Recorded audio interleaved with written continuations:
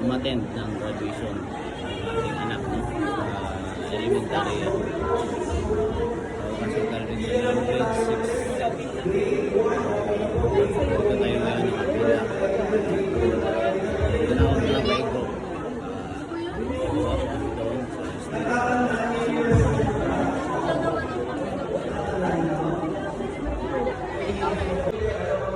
Hi, good morning po. Nandito po tayo sa San Agustin Elementary School upang magkaroon ng graduation ng ating daughter. Good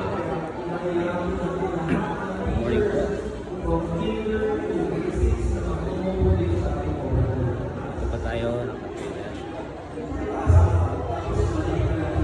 6:30 po yung starting ng ating ceremony.